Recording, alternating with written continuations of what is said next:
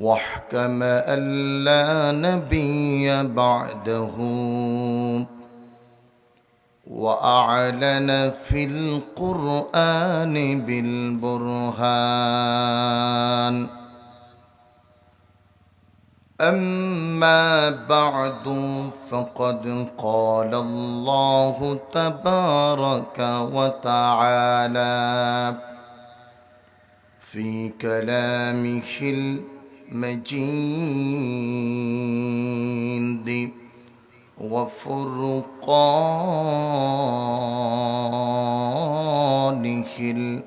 الحميد সকলে জবান খুলে পড়ুন আউযু বিল্লাহি মিনাশ শাইতানির রাজীম বিসমিল্লাহির রাহমানির রাহিম إن الله اشترى من المؤمنين أنفسهم وأموالهم بأن لهم الجنة يقاتلون في سبيل الله فيقتلون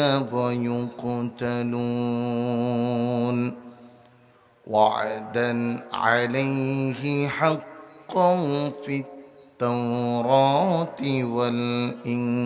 والإنجيل ومن أوفى بعهده من الله فاستبشروا ببيعكم الذي بايعتم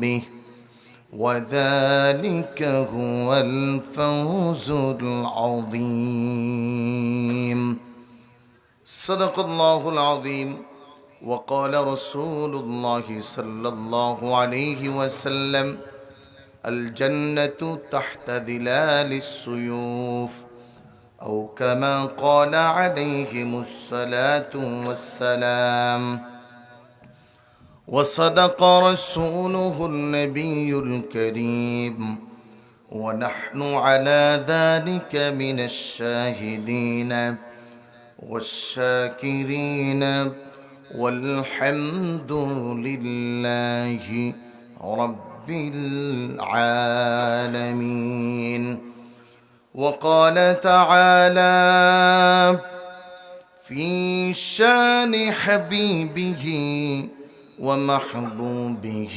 ومعشوقه مخبرا وآمرا إن الله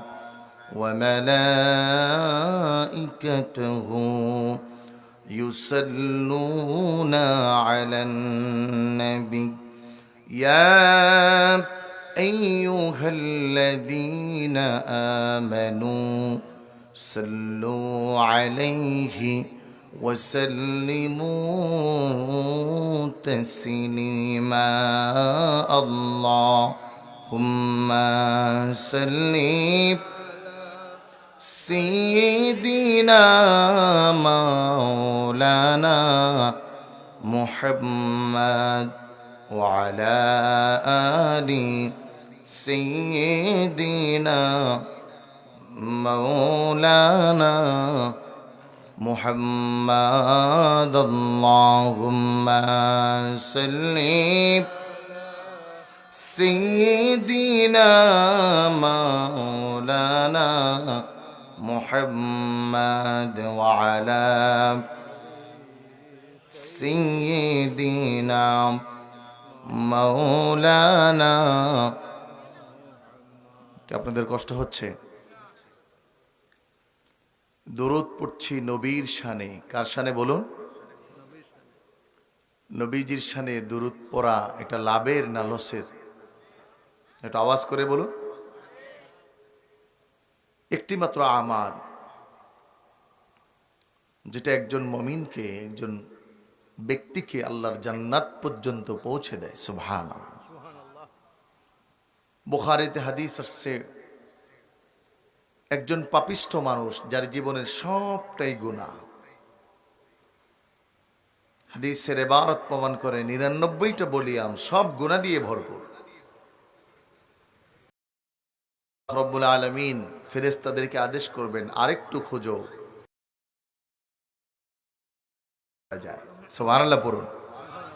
রব চাবেন ওয়াবতাগু ইলাইহিল ওয়াসিলা, কোনোভাবে নি বান্দাকে মাফ করা যায়। ফেরেশতা খুঁজে বলবেন, আল্লাহ একটা আমল পাওয়া যায় জীবনে একবার সে দরুদ শরীফ পড়েছে। আল্লাহর হাবিব বলেন, মিজানের পাল্লায় আল্লাহ রব্বুল আলামিন ৯৯টা গুনাহের যে বলিয়াম এটা এক পাল্লায় দিয়ে, দুরুদের আমলটাকে এক পাল্লায় দিয়ে, সমস্ত গুনাহগুলোকে হালকা করে একটি মাত্র দুরুদের আমলকে ভারী করে লোকটাকে জান্নাতি করে দিবে। এজন্য দুরুদ পড়া দরকার আছে না নাই? প্রাণ খুলে মহাব্বতে নবীজির শানে দুরুদ পড়তে হয়, কারণ আমাদের এই দুরুদ নবীজি শুনতে পান। সুবহানাল্লাহ পড়ুন। আবু দাউদ শরীফের হাদিস আসছে, আল্লাহ রাব্বুল আলামিন সাথে সাথে এই দুরুদের খবর বিশ্বনবী নূর নবী কায়নাতের সরদারের রওজা মুবারকে পৌঁছে দেন, যে আপনার অমুক অমুক বান্দা আপনার উপর, আপনার উম্মতেরা আপনার উপর দুরুদ পড়তেছে। সুবহানাল্লাহ। এই জন্য দুরুদের সময় প্রত্যেকে একটু মহাব্বত। আপনারা তো সবাই জাগ্রত আছেন নাকি? কারা কারা ঘুমাচ্ছেন একটু হাত জাগান তো দেখি। না একেবারে কথা মুদা বলছেন না, আওয়াজ করছেন না, এই জন্য আমি দেখলাম আর কি যে আসলে ঘুমাচ্ছেন না জাগ্রত আছেন। কারা জাগ্রত আছেন দুইটা হাত একটু উঁচু করুন। নারায়ে তাকবীর, নারায়ে রিসালাহ, হাত নামান। সম্মানিত হাজিরিন, এজন্য নবীর উপর দুরূদ পড়লে লস হয় না, লাভ হয়। হাবিবে কিবরিয়া মুহাম্মদুর রাসূলুল্লাহ ওই উম্মতের আমল দেখে হাসতে থাকে, আল্লাহ তাআলার কাছে তার জন্য ক্ষমা প্রার্থনা করে। সুবহানাল্লাহ পড়ুন। এজন্য একটু মহাব্বতে পড়ুন, আল্লাহুম্মা সাল্লি সাইয়্যিদিনা মাওলানা মুহাম্মাদ ওয়া আলা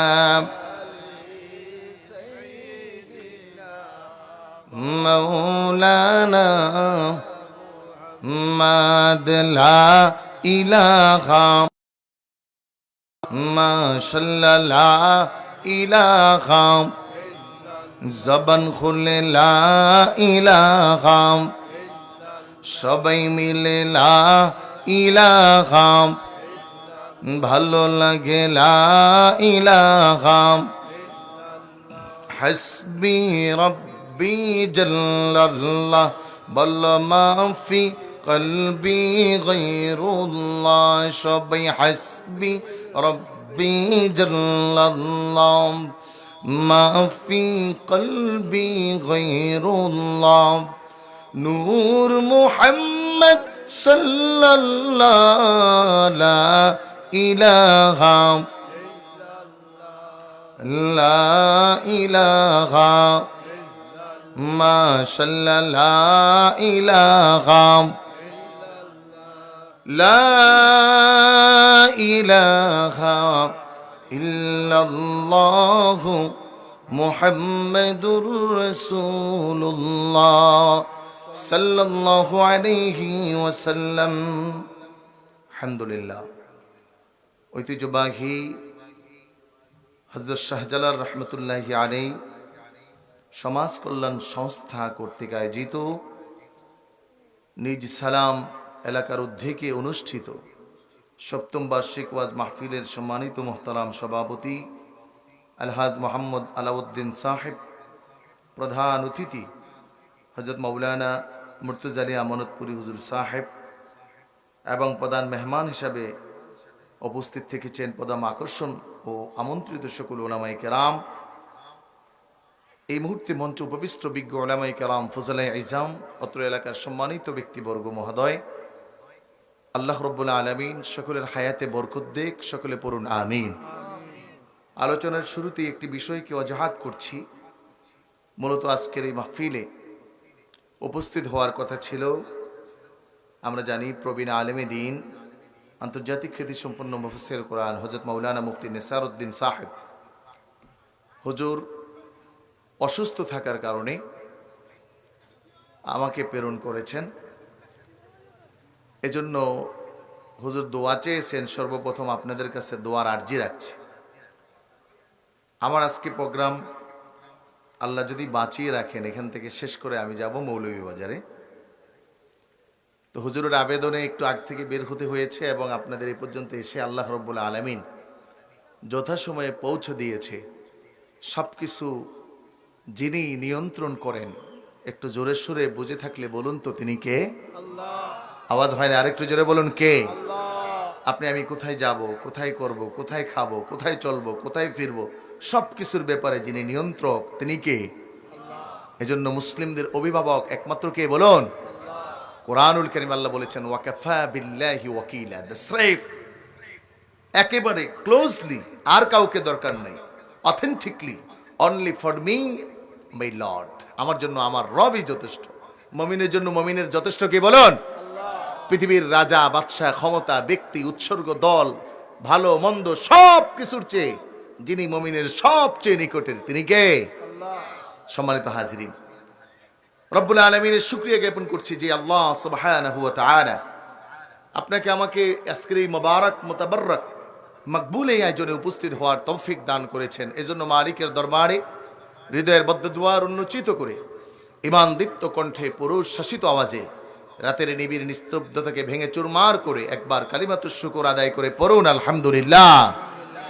সকলে জবান খুলে পড়ুন রব্বানা লাকাল হামদ হামদান কাসীরান তাইয়িবান মুবারাকান ফীহি ইয়া রাব্বি লাকাল হামদ কামা ইয়ানবাগি লিজালালি ওয়াজহিকা ওয়া আযীমি সুলতানিক। পড়ুন আলহামদুলিল্লাহ। প্রশংসা করেছি কার বলুন? আওয়াজ হয়নি, আরেকটু জোরে বলুন কার? প্রশংসা করব কার? মুসিবতে প্রশংসা হবে কার? ইবাদত হবে কার জন্য বলুন? নামাজ কার জন্য? রোজা কার জন্য? হায়াত কার জন্য? জীবনের সমাজ ব্যবস্থা কার জন্য? আমাদের উঠন বসন চলন ফিরন সবকিছু কার জন্য বলুন? চুরি করবেন কার জন্য? এদেশের হাজারো এরকম ব্যক্তি আছে না নাই যে মসজিদে নামাজটা পড়েই চুরির খাতায় নাম লেখায়? আছে না? মসজিদে নামাজ পড়ে বের হয়েই সুদের মধ্যে টাকা লাগায়। তার মানে বোঝা যায় আল্লাহকে বলতেছে যে ঠিক আছে আল্লাহ, নামাজও আপনার জন্য, বাকি সুদ ব্যবস্থাপনা হালাল হারাম যা আছে সবই আপনার জন্য। এই জন্য মুমিনকে রেস্ট্রিকশন একটি লাইফ দিয়েছেন আল্লাহ রাব্বুল আলামিন, চাইলেও সে এর বাইরে যাবে না। যেমনটা ধরা হয় হাতি, আমরা দেখতে বড় দেখতে পাই, এত বড় একটা প্রাণী, ওই প্রাণীটার গলায় যখন রশি লাগিয়ে দেওয়া হয়, বর্তমান বিজ্ঞান বলে হাতিকে ছোট্ট থেকে ট্রেনিং দেওয়া হয়। কারণ হাতি যদি কোনোদিন তার শরীর দেখতে পেত তাহলে ছোট্ট মানুষের কথা সে কোনোদিন মানতে চাইতো না।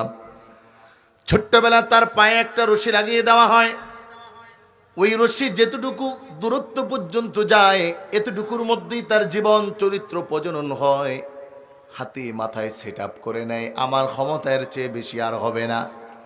কিন্তু আল্লাহ রব্বুল আলামিন এত বড় দেহ দেওয়ার পরেও ওই ব্যক্তিটাকে মানুষের কাছে ধারস্থ করলেন ছোট্ট একটা জীবন ব্যবস্থা দিয়ে।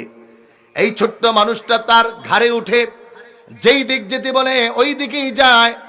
এত বড় হওয়ার পরেও যা করতে বলে তাই করে, কারণ হলো তাকে শিক্ষা দেওয়া হয় নির্দিষ্ট একটা এরিয়ায়। আল্লাহ রব্বুল আলামিন জানায় মুমিনের জীবনটাও এমন যে মুমিনটা পরিপূর্ণ ইমানদার, প্রকৃত ইমানদার। এজন্য আল্লাহ রব্বুল আলামিন কোরআনুল কারীমের মধ্যে বলেন ইন্নামাল মুমিনুনাল্লাযীনা ইযা যুকিরাল্লাহু ওয়াজিলাত قلوبهم وإذا تليت عليهم آياته زادتهم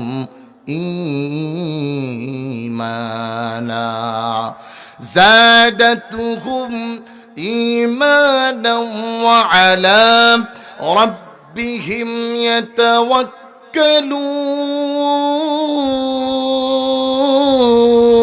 الله أكبر আল্লাহ রাব্বুল আলামিন জানায় মুমিনের জীবনটা এরকম বাঁধা, মুমিন চাইলেও সব করতে পারে না, মুমিন চাইলেও আল্লাহর আদেশের বিরুদ্ধে যেতে পারে না, মুমিন চাইলে নিজের খেয়াল খুশি মতো চলতে পারে না।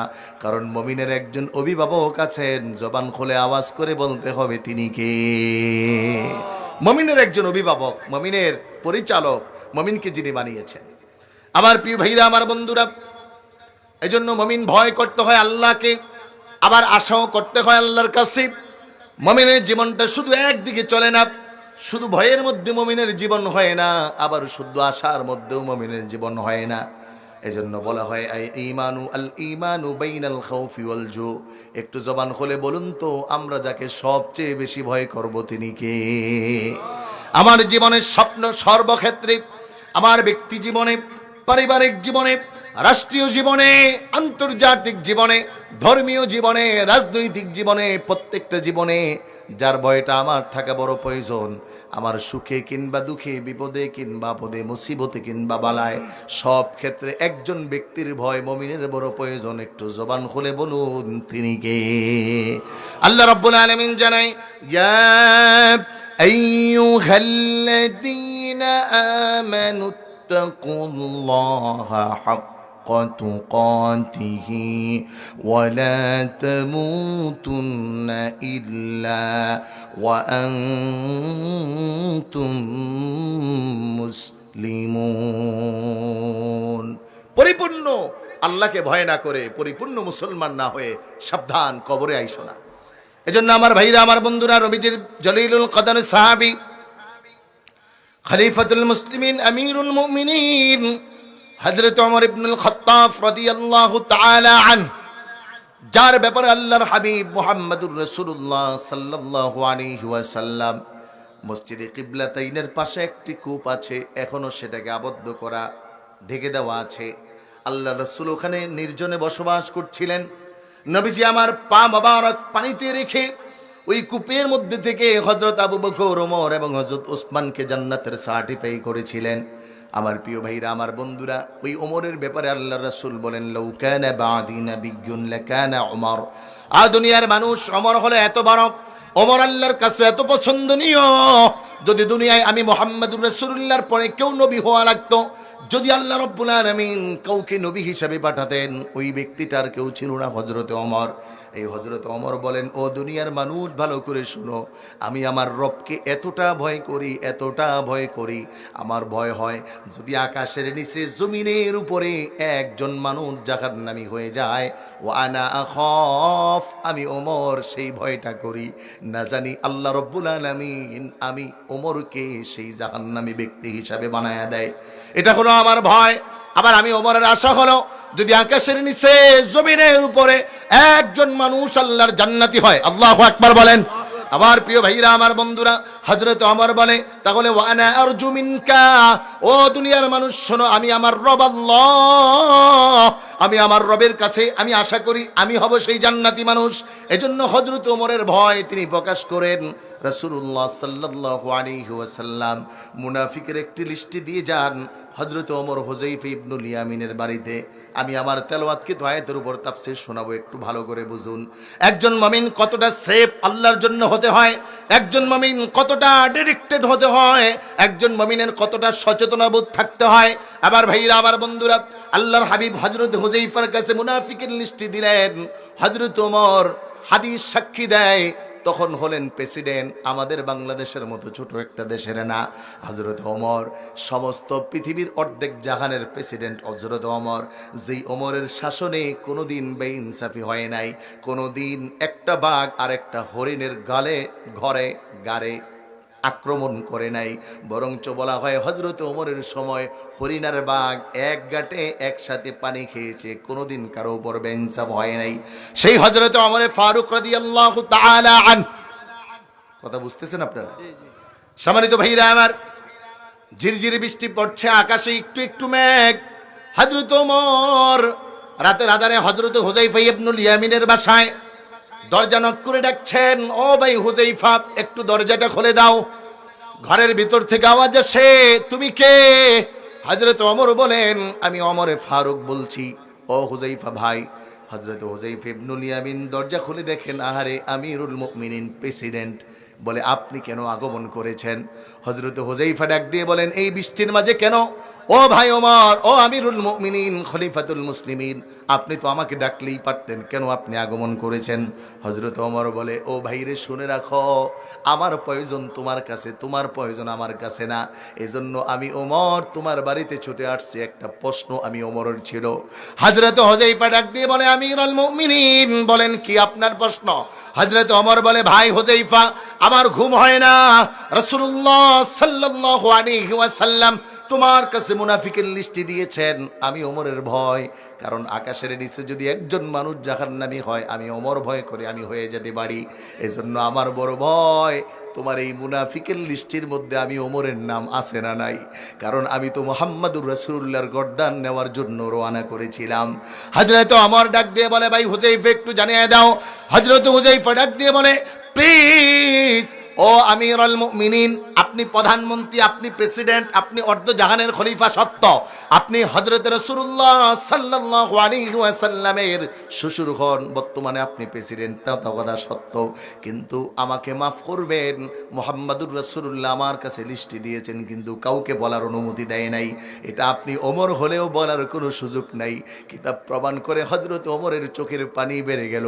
হযরত হুযায়ফাকে ডাক দিয়ে বলে, ভাই হুযায়ফা, বুঝেছি রাসূলুল্লাহ বলতে বলেন, এই জন্য বলবা না। আমার তো ঘুম হয় না, আমার তো মনে বড় ভয়, না জানি আমি ওমরের নাম তোমার মুনাফিকের খাতায় তোলা আছে, না জানি হযরত ওমর চিন্তা করছেন এই মুনাফিকের লিস্টিতে হযরত ওমরের নামও আছেন। হযরত ওমর বলেন, ভাই হুযায়ফা, তাহলে আমার আরেকটা প্রশ্ন তোমার কাছে, যদি আমি ওমর মারা যাই, তাহলে তুমি আমার জানাজায় অংশগ্রহণ করবা কিনা? হযরত হুযায়ফা ডাক দিয়ে বলে, ভাই ওমর, ও আমিরুল মুমিনিন ইন্তিকাল করেন, আপনার জানাজায় আমি অংশগ্রহণ করব। আলহামদুলিল্লাহ, আমার পেরেশানি কমায় দিলা। আমি যে আমার রবকে ভয় করি, না জানি মুনাফিকের লিস্টিতে আমার নাম আছে, আমি নিশ্চিত হলাম যে না, আমার নাম তোমার লিস্টিতে নাই, কারণ কোন মুনাফিকের জানাজায় তুমি হুযায়ফা অংশগ্রহণ করবা না। আমার ভাইরা, আমার বন্ধুরা, অথচ আমাদের অবস্থা হলো, যদি তাকান তাহলে মনে হবে জান্নাত 8টাই তার নামে বরাদ্দ। কথা বলেন ঠিক কিনা?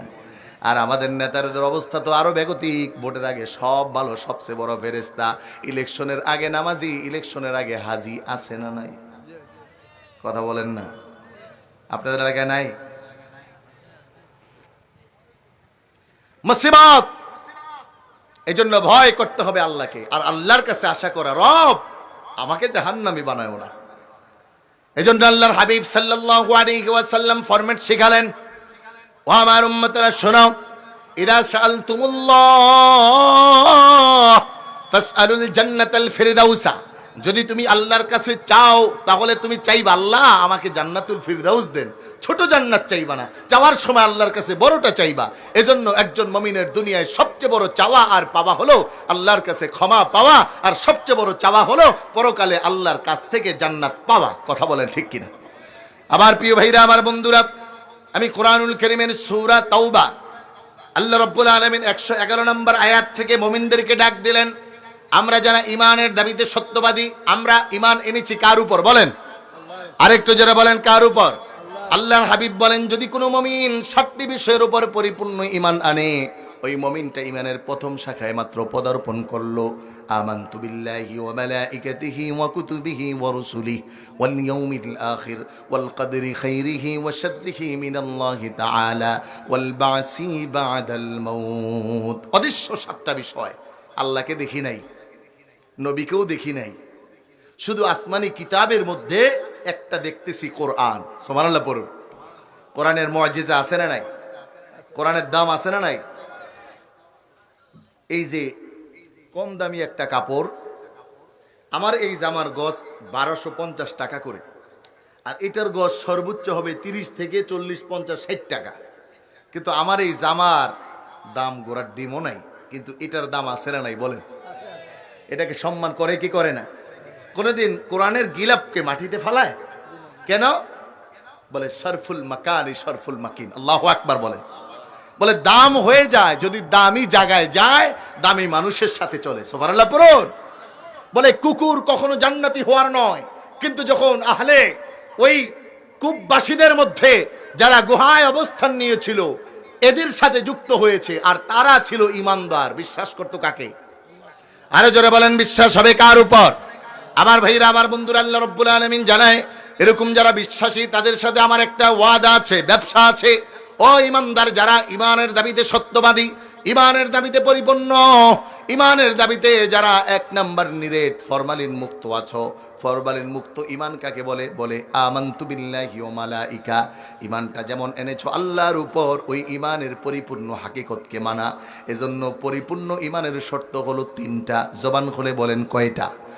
এক নম্বরে হলো তাকরার বিল লিসান, তাসদিক বিল জানান, আমাল বিল আরকান। এক নম্বরে জবানে প্রকাশ করতে হবে আমি মুসলমান। এজন্য এই ইমানের পরিচয় দিতে গিয়ে ফিলিস্তিনের হাজার লক্ষ কোটি শিশু ইন্তেকাল করে, ওই ইসরায়েলের বোমার নিচে পড়ে, তবে ইমান ছেড়ে দেয় না। বলো ঠিক কিনা? ইমানের এত দাম। 2 নম্বরে হলো তাসদিক বিল জানান, দিলে বিশ্বাস করতে হয়। 3 নম্বরে হলো আমাল বিল আরকান, কাজে প্রমাণ করতে হয়। আমি সেই দিক আলোচনায় যাব না। আল্লাহ রাব্বুল আলামিন এরকম ইমানদারদের সাথে একটা ব্যবসা করতে চান। দুনিয়ায় ব্যবসায়িক আছে, কেউ ভালো কেউ মন্দ, আবার বাজারে এমন কিছু ব্যবসায়িক পরিচিত হয়ে যায় এই মানুষটা কোনোদিন ভালো মালামাল দেয় না। আবার বাজারে এমন কিছু ব্যবসায়ীও পাওয়া যায় হিন্দু হওয়ার পরেও মালে কোনোদিন ভেজাল দেয় না। বলো ঠিক কিনা? আমার ভাইরা, আমার বন্ধুরা, আল্লাহ রাব্বুল আলামিন এই মুমিনের সাথে বিজনেস করতে চায়। করতে রাজি আছেন আপনারা? আল্লাহর সাথে ব্যবসা করবেন? কারা কারা করবেন একটু হাত দেখান তো আল্লাহকে। জবান খুলে বলেন আল্লাহ আমাদেরকে আপনি কবুল করুন। হাত নামান। খুব স্বল্প সময়ে আমি আপনাদেরকে এই তাফসীরটা শোনানোর চেষ্টা করব বলে আশা ব্যক্ত করছি। কোরআন এবং হাদিসের আলোকে কথা বলার চেষ্টা করব বলে মনস্থির করেছি। আল্লাহ তাআলা যেন আমাদেরকে কোরআন এবং হাদিস থেকে কথা বলার তৌফিক দেয়। বলুন আমিন। আমার ভাইরা, আমার বন্ধুরা, আল্লাহ রাব্বুল আলামিন ডাক দিচ্ছেন সূরা মুমিন, ইন্নাল্লাহ হাশতারা মিনাল মুমিনিনা আনফুসাহুম ওয়া আমওয়ালাহুম বিআন্না লাহুমুল জান্নাহ। আল্লাহ রাব্বুল আলামিন কসম করলেন, কোরআনুল কারীমকে আল্লাহ তাআলা 3টে ভাগে ভাগ করে দিয়েছেন। 1 নম্বরে হলো আহকামুল কোরআন, 2 নম্বরে হলো কসাসুল কোরআন, 3 নম্বরে আল্লাহ রাব্বুল আলামিন জানায় দেয়, ও দুনিয়ার মানুষ শুনে রাখো, পরকাল এবং জগতের সব কিছুর ব্যাপারে তথ্য দেওয়া, পরকালীন ভয় প্রদর্শন করা। কোরআনে কিচ্ছা কাহিনী অধ্যায়, আরেকটা হলো আহকামের অধ্যায়। এই 3টা অধ্যায় আল্লাহ ভাগ করে জানায়, ও মুমিনরা শোনো। 1 নম্বর অধ্যায়, আমি কসম করতেছি, ইন্নাল্লাহ হাশতারা, ইন্নাল্লাহ হাশতারা, অবশ্যই অবশ্যই ক্রয় বিক্রয় ফাইনাল হয়ে গেছে, বিকৃত হয়ে গেছে, মিনাল মুমিনিনা আনফুসাহুম, মুমিনের জীবন, ওয়া আমওয়ালাহুম, মুমিনের সম্পদ, বিআন্না লাহুমুল জান্নাহ, মাত্র বিনিময় হলো জান্নাত। এবার একটু আওয়াজ করে বলতে হবে, আমাদের এই জীবনের চলার পথের জীবনের 60 বছরের হায়াত, 70 বছরের হায়াত অথবা 80 বছরের হায়াতের একটাই উদ্দেশ্য, সেটা হলো পরকালে আল্লাহর জান্নাত পাওয়া। কথা বলো ঠিক কিনা? জান্নাত পেতে চাই কি চাই না? আপনারা চান? কারা কারা জান্নাত পেতে চান? একটু দুই হাত উঁচু করুন তো। নারে তাকবীর, নারে তাকবীর, নারে রিসালাত। হাত নামান। জান্নাত সবাই পাইতে চাই। চোর হেও পাইতে চায়, ভাইয়ের সম্পদ মারে এও জান্নাত পাইতে চায়, বোনের সম্পদ মারে সেও জান্নাত পাইতে চায়, 10 বার হজ করে আইসা সুদে টাকা লাগাইছে, এটাও কি জান্নাত? কথা বলে না। কি কথা কি আপনাদের গায়ে পড়ে যাইতেছে? একটু বেশি তিতা হয়ে যাচ্ছে? আচ্ছা, ডোন্ট ওয়ারি, হতেই পারে। আর আমাকে যেহেতু আমি চলেই আসছি, কিছু সত্য কথা তিতা কথা বলেই যাই, এসেছি আমি যেহেতু ভাই ঢাকা থেকে এত কষ্ট করে, তাই কিছু সত্য বলে আপনাদেরকে নিয়ে আমল করে পরকালে মুক্তিও পেতে চাই। কথা বলো ঠিক কিনা? আমার ভাইরা, আমার বন্ধুরা, দুনিয়ায় মানুষ প্রতিযোগিতা করে, কেউ হতে চায় এমপি, কেউ হতে চায় মন্ত্রী, কেউ হতে চায় গাড়ির মালিক, কেউ হতে চায় বাড়ির মালিক, কেউ হতে চায় অট্টালিকার মালিক, কেউ বা ক্ষমতার মালিক, কেউ বা ক্ষমতার জন্য পাগল হয়ে যায়, কেউ বা মরণের ঘরে বসে বসেও নেতার নামে স্মরণ করে মরণে যায়, আছে না নাই? আবার কেউ আল্লাহকে ডাকতে ডাকতে ইন্তেকাল হয়, কবরে চলে যায়। আবার কেউ শহীদের তামান্না, যেমন আমাদের শহীদ হাদি, যাকে শহীদ বলা হচ্ছে কারণ তার তামান্না ছিল শরীফ উসমান হাদি, ও আল্লাহ, আমি ইনসাফের পক্ষে, ন্যায়ের পক্ষে দাঁড়িয়ে আমার জীবন দিতে চাই। দুর্বৃত্তরা তাকে গুলি করে মারলো, আল্লাহ রব্বুল আলামিন এই সন্তানটাকে মাফ করে দেখ, বলুন আমিন। তার মানে ওরও চাহিদা হলো জান্নাতে যাওয়া, এজন্য একজন ইমানদারের চাহিদা হলো জান্নাত।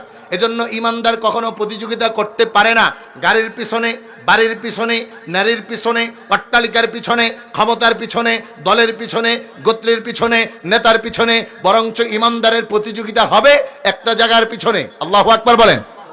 কোরআন বলছে, ওয়াসারিউ ইলা মাগফিরাতিম মির রাব্বিকুম ওয়া জান্নাতিন আরদুহাস সামাওয়াত আরদুহাস السماوات والأرض أعدت للمتقين।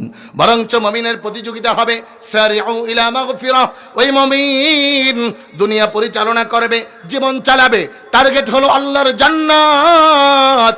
মুমিন যাবে বাজারে, টার্গেট হবে আল্লাহর জান্নাত। মুমিন করবে বাড়ি, টার্গেট হবে আল্লাহর জান্নাত। মুমিন করবে রাজনীতি, টার্গেট হবে আল্লাহর জান্নাত। কথা বলা ঠিক কিনা? আবার প্রিয় ভাইরা, আমার বন্ধুরা, এজন্য আল্লাহ ডাকলেন ওই মুমিন, যেই মুমিনের টার্গেট হলো জান্নাত। যদি দুনিয়ায় জান্নাতের আশা করতে চাও, তাহলে আল্লাহ বলে আমি তোমার সাথে ব্যবসা করতে চাই। যদি জান্নাত না চাও, তাহলে তোমার সাথে আল্লাহর কোনো ব্যবসা নাই। তাহলে আমরা জান্নাত চাই কি চাই না? একটু জোরে বলতে হবে, চাই কি চাই না? তাহলে আল্লাহ রাব্বুল আলামিন আমাদেরকে ডাকছেন, শোনো মুমিন, হাশতারা মিনাল মুমিনিনা আনফুসাহুম, তোমার দুইটা জিনিসের বিনিময়ে আমি আল্লাহ জান্নাত দেব। আল্লাহু আকবার বলেন। বিনিময়ে কয়টা? আমরা জান্নাত পাবো আর আল্লাহ জান্নাত দিবে। বিনিময়ে কয়টা? জোরে বলেন, কয়টা? আরেকটু জোরে বলতে হবে, কয়টা? একটু মনে করাচ্ছি কেন জানেন? ওয়াজ তো সব ভুলে যান, কারণ ওয়াজ সব শুই না, এই কান দিয়ে শুনেন, ওই কান দিয়ে বের করেন। আমি তো প্রায় বলি যে এরকম দুই বন্ধু একসাথে ওয়াজ শুনতে যায়, তো দুর্ভাগ্যবশত এক বন্ধু একদিন যাইতে পারে নাই। তো পরের দিন বন্ধু জিজ্ঞেস করতেছে, দোস্ত, গতকালকের ওয়াজে তো আমি যাইতে পারলাম না, তো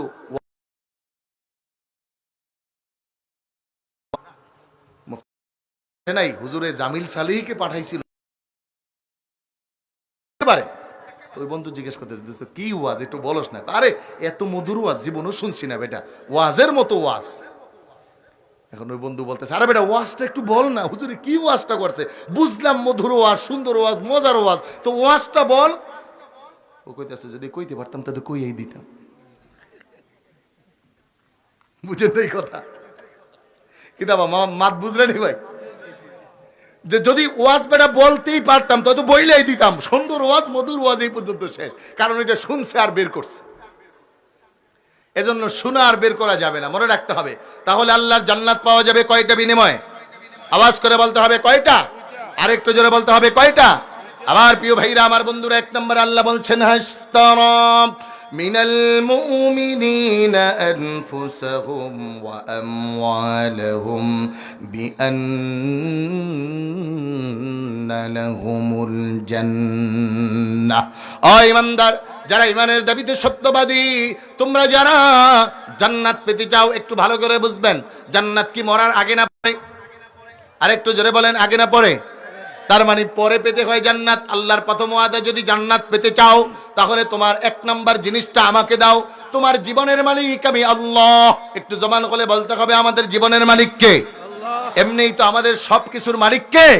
কোরআন বলছে, হাল আতা আলাল ইনসানি হিনুম মিনাদ الدهر لم يكن شيئا مذكورا ও নেতা ভালো করে শোনো, ও আইনজীবী ভালো করে শোনো, ও মুফতি মুহাদ্দিস ভালো করে শোনো, ও গবেষক লেখক ভালো করে শোনো, তুমি তোমার পরিচয় দেওয়ার মতো কোনো ব্যক্তি ছিলে না।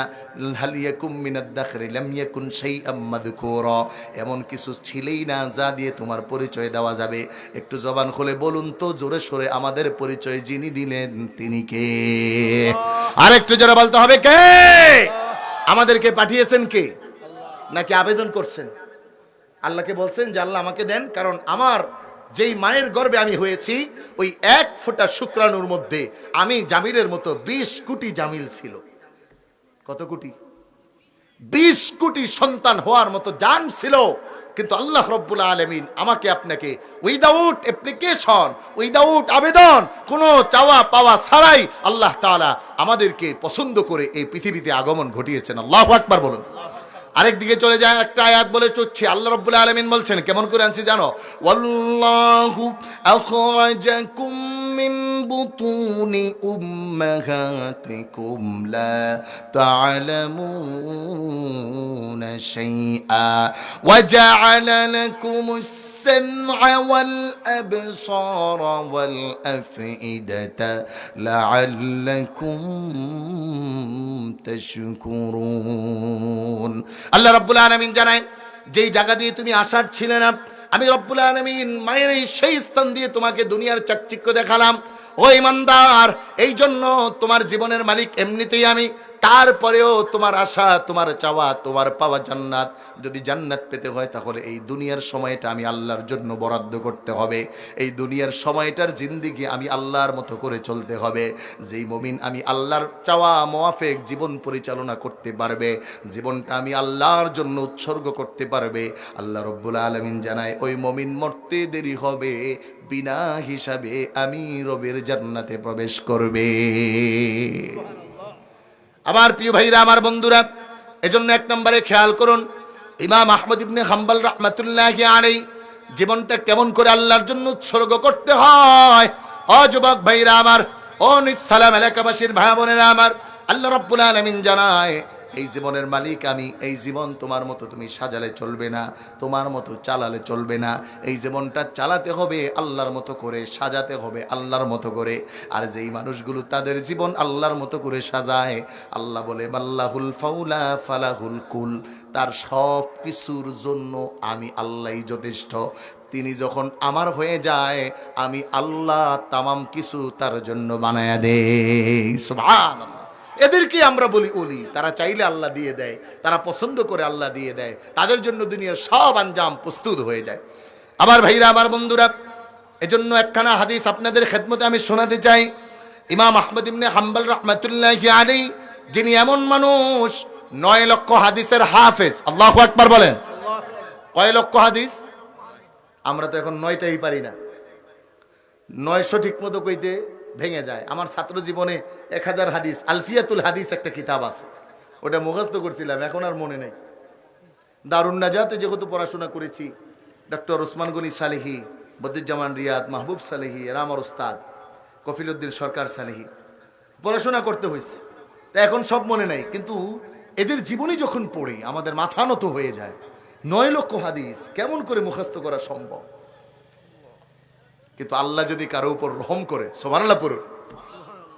বুখারীতে হাদিস আসছে, এক সাহাবী গিয়ে বলতেছে, ইয়া রাসূলুল্লাহ, আপনি যা বলেন সব ভুলে যাই। নাম হলো আবু হুরায়রা, যাকে বলা হয় রাইসুল মুহাদ্দিসিন। রাসূল সাল্লাল্লাহু আলাইহি ওয়াসাল্লাম বলতেছে, এই অবস্থা? বলে হ্যাঁ। তাহলে রাসূল সাল্লাল্লাহু আলাইহি ওয়াসাল্লাম বলতেছে, ঠিক আছে, তুমি কুচ্ছা পাতো, মানে এরকম করে ধরো। আমরা একজন থেকে আরেকজন কিছু নিলে এটাকে আপনাদের দেশে কি বলে? কুসফা দাও। ওই যে কুসফা দাও। আর আমার জন্মস্থান চাঁদপুরে বলে কুচ্ছা। ঠিক আছে, মোটামুটি সেম টু সেম। তো আল্লাহ রাসূল সাল্লাল্লাহু আলাইহি ওয়াসাল্লামের সামনে সে এমন ধরেছে, নবী সাল্লাল্লাহু আলাইহি ওয়াসাল্লাম তাকে কিছু দিয়েছেন। তিনি বলেন, আমি এটাকে এমন ধরে আমার বুকের সাথে আগলে নিয়েছিলাম, এবং ওই দিনের পর থেকে আমার মরণের আগ পর্যন্ত আমি যা শুনতাম এটা আর ভুলতাম না। এজন্য বলা হয়, ছোট্ট বাচ্চা যখন, ছোট্ট সন্তান, এই যে আজকে আমি এই বাসায় খেয়েছি, ওর ভাইকে নিয়ে আসছে তাহনিক করানো, ছোট শিশু যখন জন্ম নেবে তখন একজন আল্লাহওয়ালার কাছে নিয়ে যাও, একজন ভালো আলেমের কাছে নিয়ে যাও, একজন দিনদার ব্যক্তির কাছে নিয়ে যাও। তিনি একটু ধরে জবানটের মধ্যে একটু লালা লাগায় দিবে, অথবা একটু মধু লাগায় দিবে, অথবা আঙ্গুলটা মুখে ধরে পড়বে আল্লাহুম্মা ফাক্কিহু ফিদ্দীন। এটা যদি পড়ে তাহলে আল্লাহ তাআলা ওই শিশুকে আর বেদিন বানাবে না, তার দিলের মধ্যে ইমানের তাকাজা, ইমানের গাছ, ইমানের মূল লাগায় দিবেন। বলেন আল্লাহু আকবার। এখন তো আর এগুলো করে না, সব ডেলিভারি হয় হাসপাতালে। আচ্ছা বলেন তো আপনারা, করোনার সময় সিজার কই হইছে? 90,000 শিশু করোনায় উইদাউট সিজার হয়েছে। তার মানে বোঝা গেল সিজার ছাড়া হয়, কিন্তু এইটা আমাদের দেশের ডাক্তারদের ডাকাতি ছাড়া আর কিছু না। এক কথা বলে না, যদি কোরআন না শিখাও, ইমান না শিখাও, ইসলাম না শিখাও, তাহলে এরকম ডাকাত ডাক্তার হবে। এরকম আমাদের দেশের ডাকাত ডাক্তারদের প্রতিহত করাও একটা ইমানের দায়িত্ব। এজন্য আমার সাহেব কাবলা ফুলতলি রহমতুল্লাহি আলাই শিখাচ্ছে, ঘরে ঘরে কোরআন শিখাইয়া দাও। কোরআন শিখলে নেতা হবে, তবে রোডের বদলে বাঁশ দিবে না। কথা বলে না, নেতা হবে, রডের বদলে বাঁশ দিবে না। ডাক্তার হবে, গলা কাটা কসাই হবে না। এদেশ ইঞ্জিনিয়ার হবে, মানুষের সঠিক আবেদন পূরণ করবে। আমরা দেখছি কোরআন না থাকার কারণে, ইসলাম না বুঝার কারণে, আল্লাহ ওয়ালাদের কাছে না যাওয়ার কারণে বড় হয় আর বড় চোর হয়। কথা বলে। এখন মনে করেন কি আপনি হারাম টাকা দিয়ে জান্নাত চাইলে আল্লাহ জান্নাত দিবে? আপনার মনে রাগ করতেছেন আমার প্রতি? খারাপ লাগতেছে কথা? ভালো কথা তো একটু খারাপ লাগবে। বাংলায় আছে না, আসিদকু ইউনজি ওয়াল কিযবু ইউহলিক, সত্য মুক্তি দেয়। আর আমাদের বাংলায় আপনাদের লোকাল ভাষায় এরকম বলতে পারে যে সত্য কথা এটা একটু তিক্ত হয়। কি হয় জোরে বলেন, কি হয়? আপনারা রাগ করতেছেন না তো আবার? আল্লাহু আকবার। সম্মানিত প্রিয় ভাইরা আমার, আজ যুবকরা জীবন কেমন করে উৎসর্গ করতে হয় আল্লাহর জন্য ভালো করে খেয়াল করে একটু ইমাম আহমদ ইবনে হাম্বল তার লিখিত হাদিসের কিতাব মুসনাদে আহমদের মধ্যে হাদিস বয়ান করেন। ও দুনিয়ার মানুষ শুনো, এই পৃথিবীর মধ্যে সবচেয়ে একজন বড় জালেম বাদশা ছিল, যার নাম ছিল ফিরআউন, যাকে সবাই চিনে, যার ব্যাপারে আল্লাহ রাব্বুল আলামিন কোরআনুল কারীমের মধ্যে আয়াত নাজিল করলেন। পয়গম্বর মুসা আলাইহিস সালাতু ওয়াস সালাম সত্যের পক্ষে, হেদায়েতের পক্ষে একজন ইমানদারদের দমাতের, একজন ইমানদারকে দমানোর জন্য একজন আর দুইজন নয় 70,000 সন্তানকে কতল করেছেন। কিন্তু আল্লাহ রাব্বুল আলামিন তার ইমানের এই নূরকে, এই দ্বীনের তাওহীদের এই নূরকে 70,000 শিশুকে হত্যা করার পরেও পয়গম্বর মুসাকে থামাতে পারে নাই। বরংস যেখানে বাঘের ভয় সেখানে রাত্র পোহায়, ওই ফেরাউনের ঘরেই আল্লাহ পয়গম্বর মুসা আলাইহিস সালাতু ওয়াস সালামকে বড় করেছেন। বলো ঠিক কিনা? আমার প্রিয় ভাইরা, আমার বন্ধুরা, ইমাম আহমদ ইবনে হাম্বল হাদিস বর্ণনা করেন, এই ফেরাউনের ঘরে হযরতে আসিয়া রাদিয়াল্লাহু তাআলা আনহা, যিনি ছিলেন 4 জন মহিয়সী নারীর মধ্যে একজন, যেই 4 জন মহিয়সী নারীর কথা আল্লাহ রাব্বুল আলামিন কোরআনুল কারীমে উল্লেখ করেছেন, এদের মধ্যে হযরতে আসিয়া রাদিয়াল্লাহু তাআলা আনহা। খবর পৌঁছে গেল, ও ফেরাউন, তুমি তো সবাইকে বলো তুমি নেতা, তুমি রব, তুমি তোমার কথা আদেশ পালন করানোর জন্য চেষ্টা করো, কিন্তু তোমার ঘরে যে আসিয়া থাকে সেই আসিয়া তো তোমাকে রব বলে স্বীকার করে না। এবার খবর পাওয়ার পরে ইমাম আহমদ ইবনে হাম্বল বর্ণনা করেন, আসিয়াকে ডাকা হলো, আসিয়াকে প্রশ্ন করা হলো, ও আসিয়া, তুমি নাকি আমাকে রব মানো না? হযরতে আসিয়া রাদিয়াল্লাহু তাআলা আনহা এতদিন পর্যন্ত জানেন নাই, কোনো ঝামেলা ছিল না। ফেরাউনের ঘরে যখন ফেরাউন স্বয়ং নিজে জানলেন, ডেকে এবার প্রশ্ন করলেন, ইমানের পরীক্ষা চলমান। কারণ আল্লাহর রাসূল হাদিসের মধ্যে বলেছেন, কালিমাতু হাক্কিন ইনদা সুলতানিল জাহিল, বাতিল নাস্তিক মুরতাদদের সামনে ইমানের পরিচয় দেওয়াটাও বড় জিহাদ। আল্লাহু আকবার বলেন। নাস্তিকের সামনে, যেমন আমাদের দেশে নাস্তিক আছে না নাই? যারা বলেন আছে না নাই? আমরা দেখছি এদেশে আউল বাউল বাবার, গাজা বাবার, মদ বাবার বরে ভরে গেছে। ওরা এখন কোরআন নিয়ে তহমত করছে, ওরা এখন ইসলাম নিয়ে ঠাট্টা করছে, ওরা এখন আমার রবকে নিয়ে ঠাট্টা করছে। মনে রেখো, শাহজালাল, শাহপরান, শাহ মাকদুম, ফুলতরি, সিরসিনা, সোনাকান্দা, জলপুরাই, এই যদি হয় সোনাকান্দা দরবার সহ হক মাসলাকের অলিদের এই পদভূমিতে তোমাদের মতো ভণ্ড বাউলদের আউলদের আস্থানা করতে আমরা দেব না। কথা বলো ঠিক কিনা? আমার ভাইরা, বড় আফসোস নিয়ে বলতে হয় এই জন্য, কারণ এখন আর ইমানের হাকিকত থাকে না।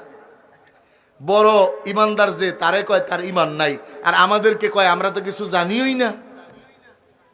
বলে 90,000 এলেম, 30,000 হইল হুজুরগো কাছে, আর 60,000 নাকি তাকো কাছে। বড় মুসিবত।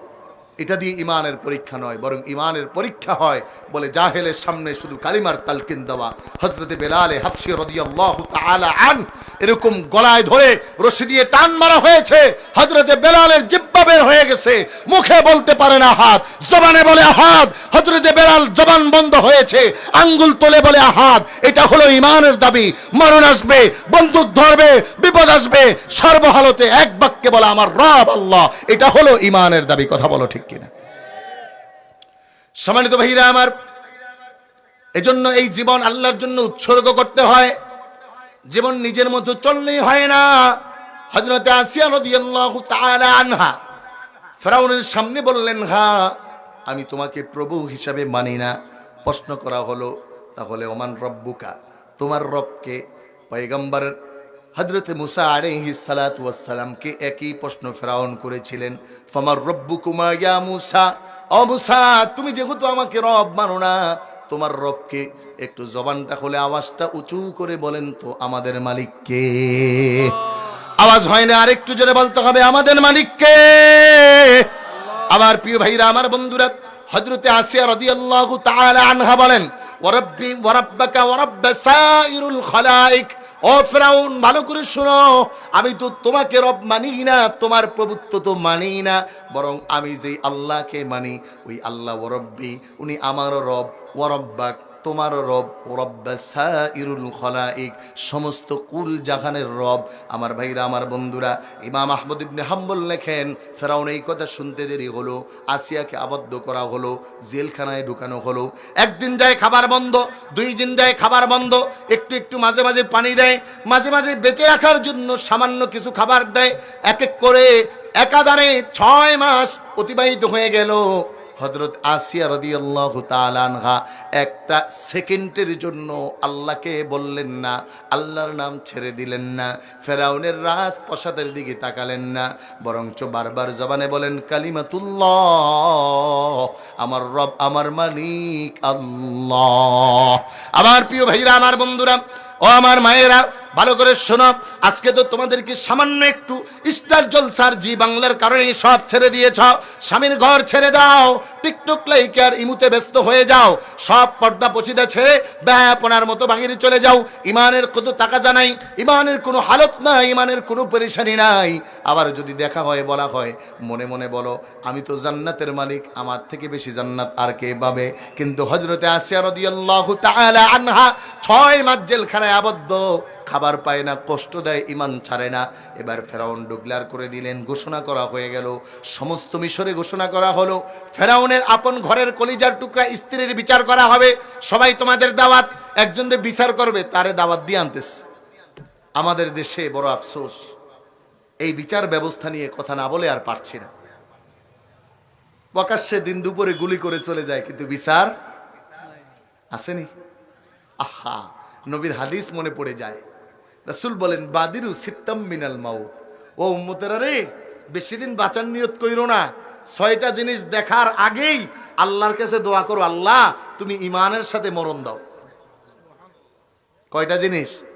6টা। আমি এই 6টার আলোচনা পরে আরেকদিন শোনাবো, একটা আজকে বলে দিই। রাসূল বলেছেন, ওয়াকাসরাতুশ শুরত,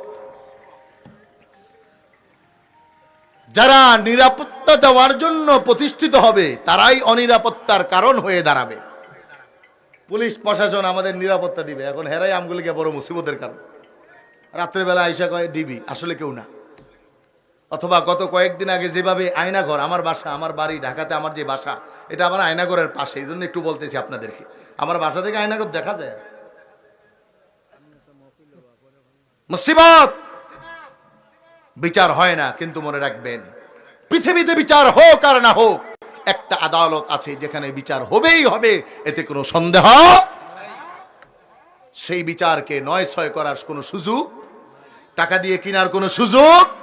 এখন তো সাক্ষী টাকা দিলেও পাওয়া যায়, কিন্তু আল্লাহর বিচারকের আদালতে কেউ সাক্ষী থাকবে না, বরং সাক্ষী তোমার বিরুদ্ধে দিবে, তোমার হাত তোমার বিরুদ্ধে কথা বলবে, জবান তোমার বিরুদ্ধে কথা বলবে। এজন্য আল্লাহকে ভয় করো, সুষ্ঠু বিচার তদন্ত করো। আমরা আশা করি হাদিকে যারা হত্যা করেছে, যেই ফয়সাল হত্যা করেছে, মনে হচ্ছে এখন এটা প্রশাসনের দুর্বলতা ছাড়া আর কিছু নয়। কারণ এদেশে স্টার জলসা, এদেশে ডেইলি স্টার আর প্রথম আলোকে ভাঙার কারণে যাদেরকে রাতের আধারে ধরা হলো, এরকম হাদিকে মারার কারণে ওই আসামিকে কেন ধরা হলো না, এটা আমাদের প্রশ্ন বড় জানতে মনে চায়। কাকে কি বলবেন, সব জায়গায় ভূতে ধরছে। আল্লাহ আমাদেরকে বাঁচিয়ে দিক, বলুন আমিন। হযরত আসিয়া রাদিয়াল্লাহু তাআলা আনহা সব মানুষের সামনে নেওয়া হলো, বিচার ফয়সালা হবে। ফিরআউন প্রশ্ন করে, আসিয়া ঈমান ছেড়েছো নাকি? সময় আছে এখনো, আমাকে বলো, আমার প্রভুত্ব মেনে নাও। হযরত আসিয়া রাদিয়াল্লাহু তাআলা আনহা বলেন, জীবন যেতে পারে তবে ঈমান যেতে পারে না। কারণ আল্লাহ রাব্বুল আলামিন বলেছেন, ইন্নাল্লাহ হাশতারা মিনাল মুমিনিনা আনফুসাহুম ওয়া আমওয়ালাহুম বিআন্না লাহুমুল জান্নাহ। মুমিনের জীবনের মালিক তো মুমিন নয়, যেই মুমিন আল্লাহর কাছে জান্নাতের আশা করবে, ওই মুমিনের জীবনের মালিক তো আল্লাহ। এজন্য হযরত আসিয়া রাদিয়াল্লাহু তাআলা আনহা বলেন, জীবন দিব তবে ঈমান দেব না। কিতাব প্রমাণ করে, ইমাম আহমদ ইবনে হাম্বল বর্ণনা করে, ও দুনিয়ার মানুষ শোনো, এখন তো 500 টাকায় ঈমান বিক্রি করে দাও, 200 টাকায় ঈমান বিক্রি করে দাও, এক কাপ চা খাওয়ার কারণে ঈমান বিক্রি করে দাও। এরকম লোক আমাদের সমাজে আছে না নাই? আরো জোরে বলেন, আছে না নাই? তাহলে একটু বলেন তো, আগামী ইলেকশনে কে কে টাকা খাইবেন? একটু হাত দেখান। কেউ খাইবেন না? জায়েজ নেই কিতাবে? ইলেকশনের আগে টাকা খাওয়া জায়েজ নেই? গত 1 বছর আগে ওই যে ইলেকশন একটা হয়েছিল, ওই সময় শ্রীমঙ্গলে মাহফিল ছিল, তো বলতেছে, হুজুর একটু তাড়াতাড়ি শেষ করে নেন, আমগো কিছু ডিউটি আছে। আমি বললাম, বেটা আজকে মাহফিলের দিন, তোদের আবার কি ডিউটি? এটাই তো বড় ডিউটি। কয়, না হুজুর কিছু আছে। আমি কি ব্যাপারটা কি বলতো, রিয়েল কথা বল। হুজুর এলাকায় একটু পাহারা দিতে হবে। কেন? বলে সামনে ইলেকশন তো, যদি এখন পাহারা না দেই তাহলে বিরোধী দল এসে টাকা বেশি দিয়ে ভোট কিনা লাইব। আল্লাহু আকবার। এক কাপ চায়ের বিনিময়ে মিথ্যার আশ্রয় নিয়ে যায়, এই বুঝি ঈমান। আর এইটা দিয়ে আশা করে জান্নাত তো আমার বাড়িতে, আবার কেডা নেই জান্নাত? এটা দিয়ে জান্নাত পাওয়ার আশা করা যায় না। হযরত আসিয়া রাদিয়াল্লাহু তাআলা আনহা বললেন, আমার জীবন যাবে তবে ঈমান দেওয়ার লোক আমি নই, কারণ আমি আমার রবকে খুশি করতে চাই, আমি জান্নাত পেতে চাই। আল্লাহু আকবার বলেন। আবার প্রিয় ভাইরা, আমার বন্ধুরা, হাদিস প্রমাণ করে আসিয়ার 2 হাত 2 দিকে নেওয়া হলো, ডান হাতের এই তালুতে প্রাগ মারা হলো, রক্ত বের হয়ে গেল। আসিয়া বলে, আল্লাহ। আবার বাম হাতের তালুতে প্রাগ মারা হলো। আসিয়া ডাক দিয়ে বলেন, ও মালিক আল্লাহ। আবার আসিয়ার 2 পায়ের মধ্যে প্রাগ মারা হলো। ইমাম আহমদ ইবনে হাম্বল বর্ণনা করেন, লজ্জা স্থানের মধ্যে যখন আঘাত করছে, আসিয়া একটা চিৎকার বেড়ে বলে, ও আমার মালিক আল্লাহ, আপনি দেখেন গো মালিক। আমার ভাইরা, আমার বন্ধুরা, এতে আসিয়া জবান থেকে ঈমান ছাড়ে না। হযরত আসিয়া রাদিয়াল্লাহু তাআলা আনহার বুকের উপর একটা বড় পাথর দেওয়া হলো। মুসনাদে আহমদের বর্ণনায় ওই পাথর এত ওজন, হযরতে আসিয়ার জিহ্বাটা বের হয়ে গেছে, এখন আর জবানে ঈমানের কথা বলতে পারে না। এবার হযরতে আসিয়া রাদিয়াল্লাহু তাআলা আনহার জিহ্বাটা বের হয়ে চক্ষু 2টা বড় হয়ে গেছে, ওই চোখের কোণা থেকে পানি ঝরছে। কেমন জানি হাদিসের এবারতের মধ্যে বোঝা যায়। দেখবেন মাঝে মাঝে প্রেমিক আশেকার মাসুক যদি গভীর হয়ে যায়, তাহলে মোবাইলেও বলা লাগে না, SMS-এও বলা লাগে না, চোখে চোখে একটা কথা হয়ে যায়। কেমন জানি কোরআনের অনুবাদে তাই মনে হয় আল্লাহ রাব্বুল আলামিন হযরত আসিয়া রাদিয়াল্লাহু তাআলা আনহার ওই কঠিন মুহূর্তের কথাটা কোরআনে তুলে ধরলেন। আল্লাহু আকবার বলেন। আবার প্রিয় ভাইরা, আমার বন্ধুরা, হযরত আসিয়া রাদিয়াল্লাহু তাআলা আনহা ওই কঠিন মুহূর্তে ঈমানের পরীক্ষা চলছে। আহারে জীবন দিবে নাকি ঈমান দিবে, ঈমান রাখবে নাকি জীবন রাখবে, পরীক্ষা আসছে। ফিলিস্তিনের শিশুদেরও পরীক্ষা, জীবন দিবে না ঈমান দিবে, বোমার আঘাতে মরবে না ঈমান দিবে। এভাবে করে ভারতবর্ষেও মুসলমানদের পরীক্ষা, বাংলাদেশেও মাঝে মাঝে আসে মুসলমানদের পরীক্ষা। এজন্য পরীক্ষা যখন আসবে, ও মুসলমান মনে রাখতে হবে, আমাদের এই জীবনটা যদি আল্লাহকে করে দিতে পারি, জীবনটা যদি আল্লাহর রাহে পরিচালনা করতে পারি, তাহলে পরকালে নয়, মরার পরে নয়, এই হাদিস প্রমাণ করে দুনিয়ায় জীবিত থাকতেই আল্লাহর জান্নাতের মালিক হওয়া যায়। আমার প্রিয় ভাইরা, আমার বন্ধুরা, কেমন করে বলে এবার আসিয়া আল্লাহকে ডাক দিছেন, ও আল্লাহ। কোরআনুল কারীম আল্লাহ রাব্বুল আলামিন সূরা তাহরীমের মধ্যে হযরত আসিয়া রাদিয়াল্লাহু তাআলা আনহার মুখের বাক্যগুলো ওই সময় আল্লাহকে আসিয়া ডাক দিয়েছেন।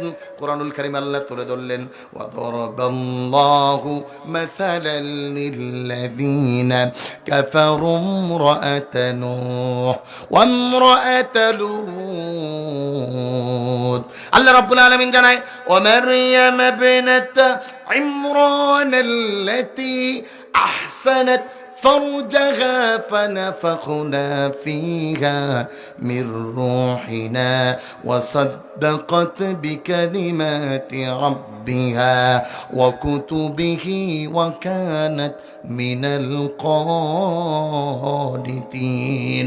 হযরত আসিয়া ডাক দেয়, ওয়াইদ ক্বালা, আল্লাহ রাব্বুল আলামিন কোরআনের মধ্যে বলেন, যখন ফেরাউনের স্ত্রী আসিয়া আল্লাহকে ডাক দিছেন, ক্বালাত, ও আমার রব আল্লাহ, আমার জন্য আপনি ইনদাকা বাইতান ফিল জান্নাহ, জান্নাতের ভিতরে একটা ঘর বানান। যখন হযরত আসিয়া ওই কঠিন মুহূর্তে আল্লাহ রাব্বুল আলামিনকে বললেন, ও আমার রব আল্লাহ, আপনি আমার জন্য জান্নাতে একটা বাড়ি বানান। হযরতে ইমাম আহমদ ইবনে হাম্বল বলেন, ওই আসিয়ার ডাকে আল্লাহ সাড়া দিছে, দিয়া বলে, আসিয়া কি বলবি বলো, জান্নাতে একটা বাড়ি চাস, তোর জীবনটা তো আমার জন্য উৎসর্গ হচ্ছে, ঈমানের জন্য উৎসর্গ হচ্ছে, জান্নাতে বাড়ি নয়, শুধু জান্নাতে বাড়ি নয়। ইমাম আহমদ ইবনে হাম্বল বলেন, আসিয়া রে, এই যে তাকায়া দেখ, আল্লাহ রাব্বুল আলামিন আসিয়া এখনো মরে নাই, জান্নাতের 8টা দরজা খুলে আসিয়ার সামনে ধরছে। আল্লাহ রাব্বুল আলামিন আসিয়াকে ডাক দিয়েছেন, ও আসিয়া, জান্নাতের 8টা দরজা খোলা, যেই দরজা দিয়ে তোমার আসতে মনে চায় আসো। আল্লাহু আকবার বলেন। আমার প্রিয় ভাইরা, আমার বন্ধুরা, এখনো আসিয়ার ইন্তিকাল হয় নাই, দুনিয়ায় থাকতেই জীবন্ত আসিয়া শুধুমাত্র ঈমানের দাবিতে আল্লাহ তাআলাকে জীবনের মালিক করে দেওয়ার জন্য জীবন যায়, তবে ঈমান দেয় না, আমার রবকে ছাড়ে না। আল্লাহ বলে, এরকম যারা করবে, আমি আল্লাহর ওয়াদা হলো, মিনাল মুমিনিনা আনফুসাহুম ওয়া আমওয়ালাহুম বিআন্না লাহুমুল জান্নাহ, আমি আল্লাহর পক্ষ থেকে ওয়াদা হলো, ওরকম ব্যক্তিদের জন্য, ওরকম ঈমানদারদের জন্য আমি আল্লাহর জান্নাত চির ওপেন হয়ে যায়। সুবহানাল্লাহ। এজন্য আল্লাহ বলেন, ইন্নাল্লাহা ক্বালু ইন্নাল্লাযীনা ক্বালু রাব্বুনাল্লাহু থুম্মা ইসতাকামু تتنزل عليهم الملائكة ألا تخافوا ولا تحزنوا وأبشروا بالجنة التي كنتم توعدون।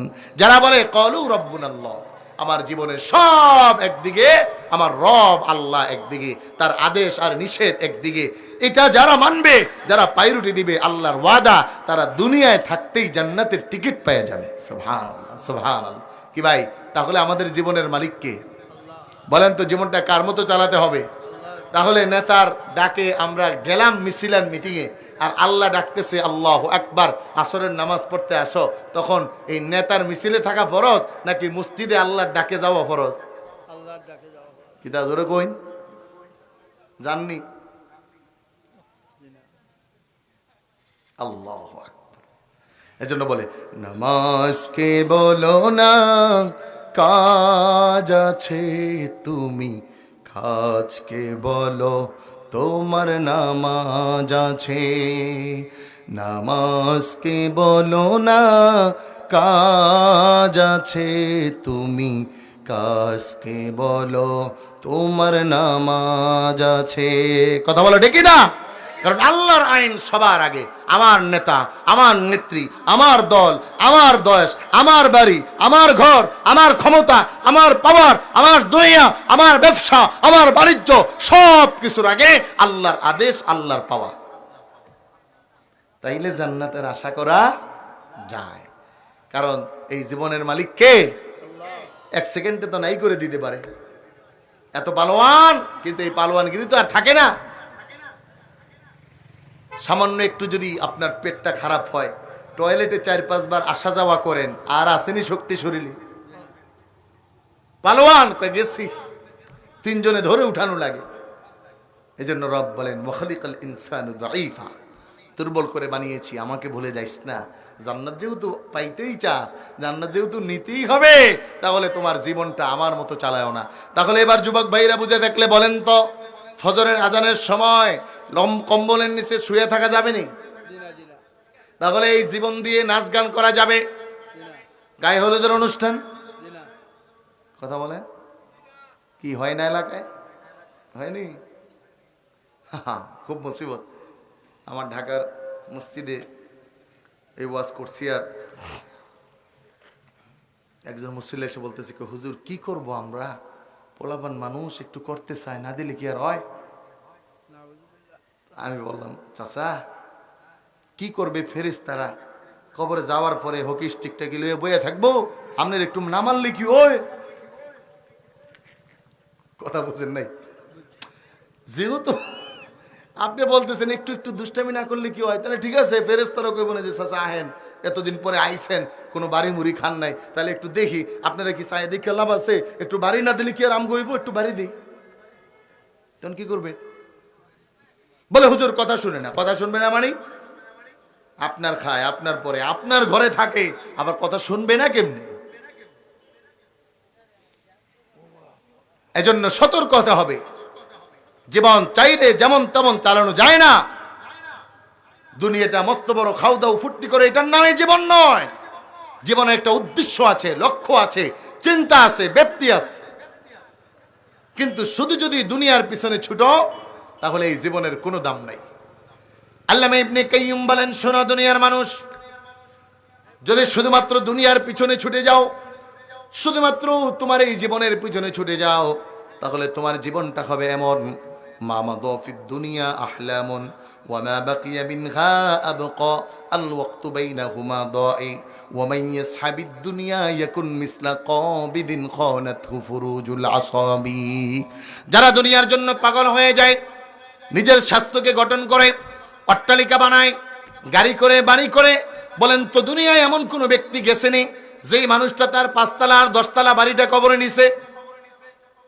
নেওয়া যায়? ক্ষমতা নিয়ে যাওয়া যায়? আহারে, মানুষ তো ক্ষমতা কতক্ষণ। এই যে দেখেন, এখন বলা হচ্ছে খালেদা জিয়া অসুস্থ অবস্থায় আছে, এত ক্ষমতা দাও, তার জন্য কি কিছু বন্ধ হয়ে রয়েছে? সব চলছে। এই তো আগামীকালকেই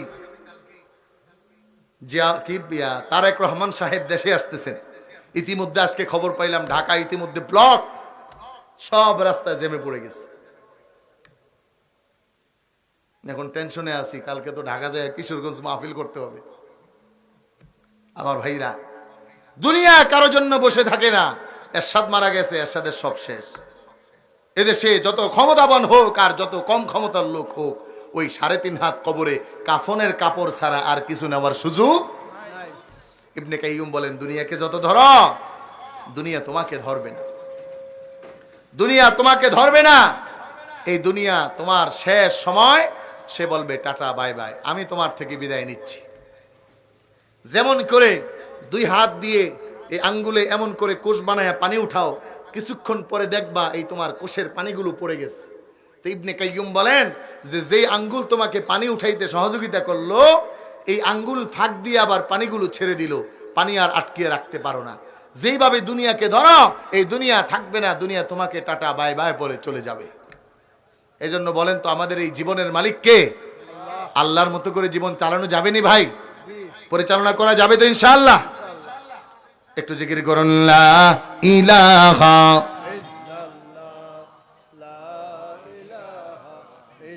মাশাআল্লাহ লা ইলাহা জোরে লা ইলাহা ভাই বহু দূরে মদিনা বলো কেমনে যাব জানি না। মদিনা যাইতে মন চাইনি?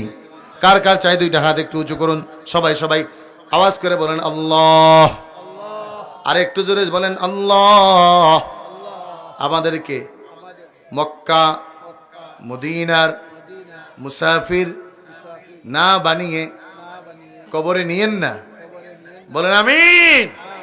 যারা পালেন হাত নামিয়ে আমার সাথে বলুন বহু দূরে মদিনা বলল কেমনে যাব জানি না। দয়াল আল্লাহ দয়া কর, সবাই জবান খুলে দয়াল আল্লাহ। আরেকটু মহব্বতে দয়াল আল্লাহ দয়া কর নসিব কর মদিনা বলো লা ইলাহা মাশাআল্লাহ লা ইলাহা আর জোরে লা ইলাহা লা ইলাহা ইল্লাল্লাহু মুহাম্মাদুর রাসূলুল্লাহ। এজন্য একজন মুমিন জীবনের সব সিদ্ধান্ত রবের মতো করে নিতে হয়, সব কিছু আল্লাহর পছন্দ মতো করতে হয়। চাইলেও তার মতো করতে পারে না, কারণ রাসূল বলেন আদ-দুনিয়া মাজরাআতুল আখিরা, দুনিয়াটা তোমার মতো করে যায় নাই, বরং দুনিয়াটা সাজাও আল্লাহর মতো করে, দুনিয়ায় ফসল বপন করো, পরকালে ভালো থাকবে। এজন্য যেই মানুষগুলো দুনিয়ায় আল্লাহর মতো চলেন, আল্লাহ রাব্বুল আলামিন জানায় দেয় আলা ইন্না আউলিয়া আল্লাহি লা খাউফুন আলাইহিম ওয়ালা হুম ইয়াহজানুন। আল্লাহু আকবার। আল্লাহ বলেন তাদের কোনো পেরেশানি নাই, তাদের কোনো ভয় নাই। তারা দুনিয়ায় যদিও দেখতে একটু ছোট খাটো, বেশি দামি না। 2 নাম্বার আল্লাহ রাব্বুল আলামিন জানায় আমিন যারা জান্নাত কামনা করো, দুনিয়ায় জান্নাতের মালিক হতে যাও, তুমি তোমার জীবনটা যেমন আল্লাহর জন্য উৎসর্গ করবে, অনুরূপ ভাবে তুমি তোমার সম্পদটাও আল্লাহর জন্য উৎসর্গ করবে। এজন্য তো বলেন তো আমাদের যত অর্থ আছে সব অর্থের মালিক কে? আল্লাহ। নাকি আপনি হলে তো নিয়ে যাইতেন, আপনি হলে তো 20 বছরের সময় আপনার চাওয়া আমি যদি কোটিপতি হয়ে যেতাম তাহলে তখন তো আপনি কোটিপতি না। কি বলেন? প্রত্যেক যুবক চায় না? যদি প্রশ্ন করি কোন যুবক এখানে না চায় যে হুজুর আমিও R15 চালাইতে চাই? সবার আশা R15 চালাবে, 5.5 লাখ টাকার বাইক, কিন্তু নাই তো, কারণ টাকার মালিক তো ব্যক্তি নিজে হতে পারে না। একই ক্লাসে পড়াশোনা করেছি আমরা দারুন নাজাতে ইউনিভার্সিটিতে। ও যখন ইউনিভার্সিটিতে মাসে 15,000 টাকা ভাঙে, তখন আমি মাসে 500 টাকা ভাঙার এবিলিটি ছিল না। আমার আব্বা চলে গেছে, বিদায় নিছে, নিজের পড়াশোনা একা করতে হয়েছে। তো তখন সে মাসে 15,000 ভাঙে, তার বাবা সরকারি চাকরি করে। তখন আল্লাহকে বলতাম আল্লাহ আপনার বিচারটাই মনে হয় এমন। এখন আইসা ওইটার হিসাব বুঝে গেছে। এখন আমি প্রতিদিন গাড়ি ভাড়া দেই 10 থেকে 15,000 টাকা, আর ও এখন চাকরি করে মাত্র 7,000 টাকা। তাহলে অর্থের বন্টন কার হাতে বলেন? হ্যাঁ জোরে বলেন না, কার হাতে? কেউ পায় না আরেকজনের পরিশ্রম ছাড়াই। আল্লাহ রাব্বুল আলামিন এর জন্য বললেন তোমার তো নয় মন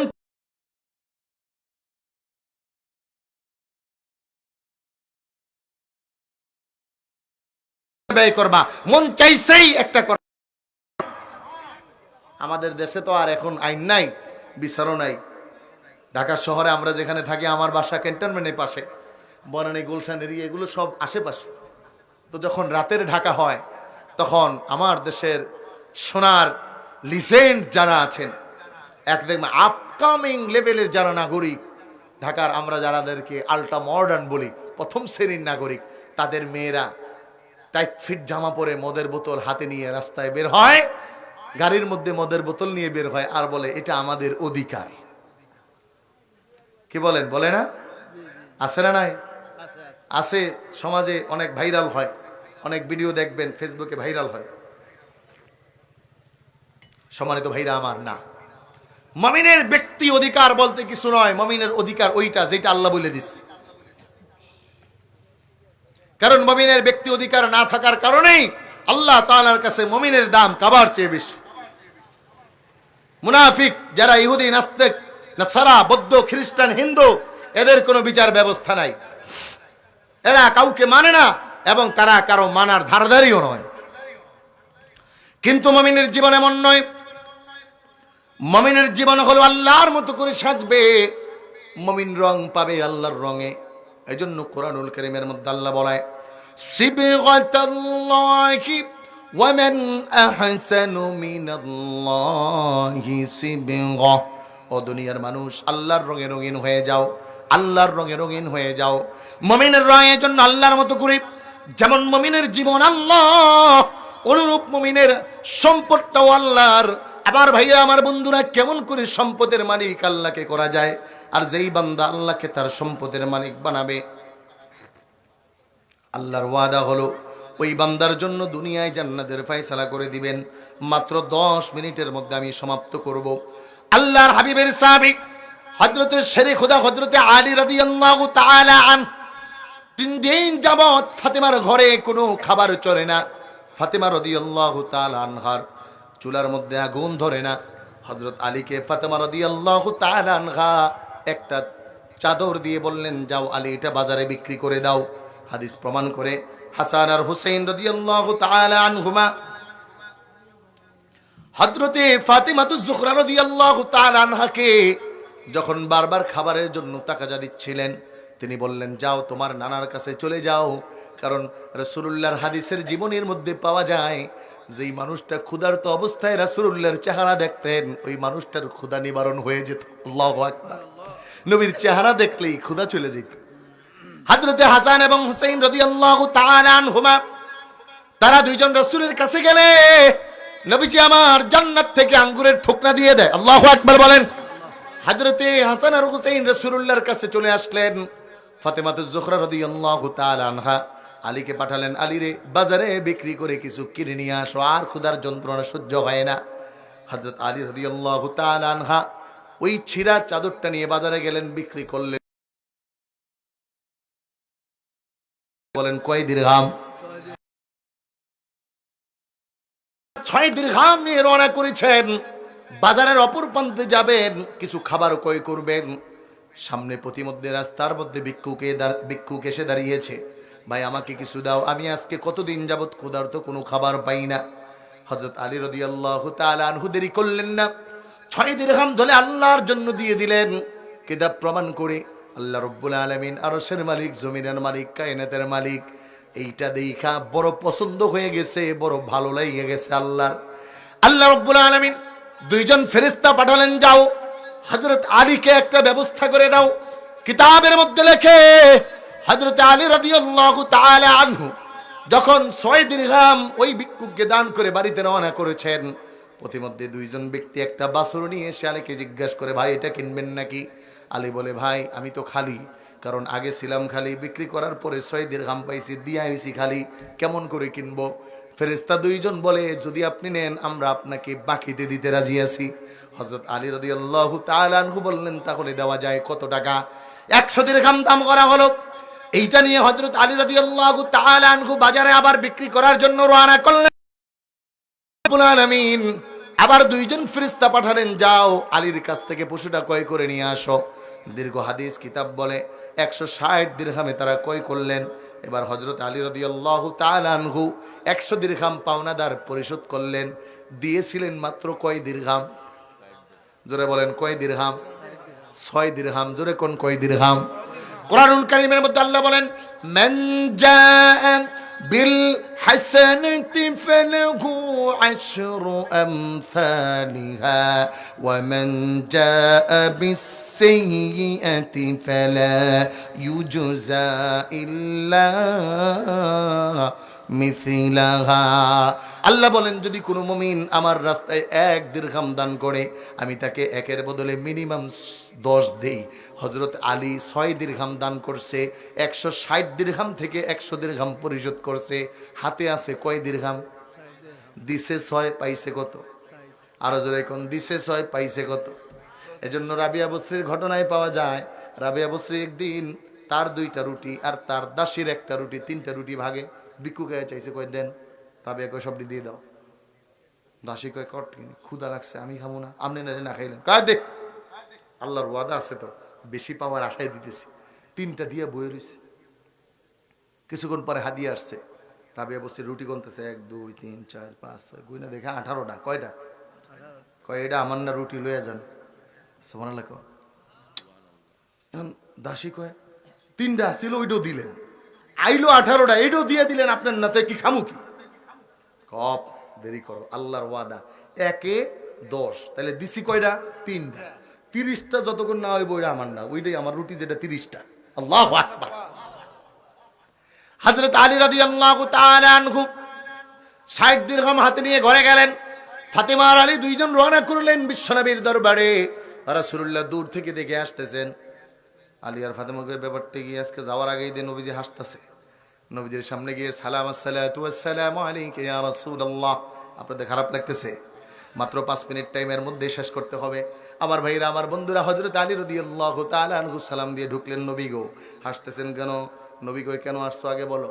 হযরত ফাতেমা জোহরা রাদিয়াল্লাহু তাআলা আনহা বলেন, আব্বা ঘটনা একটা ঘটে গেছে। কি ঘটছে? আপনার জামাইরে পাঠাইছি, এই ঘটছে। আল্লাহর হাবিব বলেন, এই জন্যই তো আমি হাসতেছি। অবাক আলী আর ফাতেমা। আল্লাহর হাবিব বলেন, আলী রে শুনো, আলী তোমার কাজটা আল্লাহর এত পছন্দ হয়েছে, আল্লাহ রাব্বুল আলামিন কিছুক্ষণ আগে আমার কাছে জিবরাইল পাঠাইছে। জিবরাইল পাঠায়া আল্লাহ তাআলা জানায়া দিয়েছেন, ও আলী তুমি আল্লাহর জন্য দান করেছ 6 দিরহাম, হাতে ছিল, একটুও রাখো নাই, আল্লাহর জন্য দিয়ে দিছ। আল্লাহর মাল আল্লাহকে দিছ, আল্লাহ পছন্দ করে তোমার জন্য জান্নাতে একটা বাড়ির খুশখবরই জানায়া দিছে। তাহলে সম্পদ এবং জীবনের মালিক কে? এই সম্পদ দিয়ে আমার মতো আমি চালাতে পারবো না, জীবনও আমার মতো আমি চালাতে পারবো না। আল্লাহর মর্জি আল্লাহর মতো করে যতক্ষণ না চালাবো ততক্ষণ আপনি আমি জান্নাতের আশা করাই ফাও।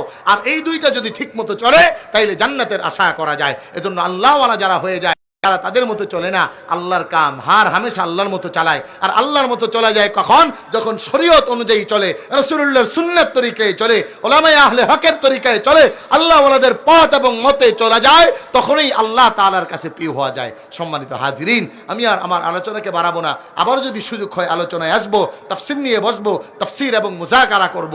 আমাদের জীবন এবং আমাদের সম্পদ আল্লাহকে দিব, আর আল্লাহর থেকে আমরা জান্নাত কারা কারা এই দুইটা দিয়ে পাইতে চাই তারা একটু হাত দেখান। নারায়ে তাকবীর, নারায়ে রিসালাহ, নারায়ে রিসালাহ। হাত নামান। আল্লাহ রাব্বুল আলামিন আমাদের এই সময়কে কবুল করুক, আমাদের হায়াতকে কবুল করুক। যারা অসুস্থ তাদেরকে সুস্থ করে দেখ। ওমা তৌফিকি ইল্লা বিল্লাহ। ওয়াসসালামু আলাইকুম ওয়া রাহমাতুল্লাহি ওয়া বারাকাতুহু। মুখতাসার একটু দোয়া করে যাই। হুজুর যেহেতু অসুস্থ, আমিও অসুস্থ, প্রতিদিন প্রোগ্রাম একটু দোয়া করবেন, আল্লাহ যেন আমাদেরকে সুস্থ করে। আল্লাহুম্মা আমিন। ربنا ظلمنا أنفسنا وإن لم تغفر لنا وترحمنا لنكونن من الخاسرين. اللهم لا مانع لما أعطيت ولا معطي لما منعت ولا دار لما قضيت ولا ينفع ذا الجد منك الجد يا الله. ربنا هب لنا من أزواجنا وذرياتنا قرة أعين وجعلنا للمتقين إماما. زبان خلق رب ارحمهما كما ربياني صغيرا. رب العالمين الله تعالى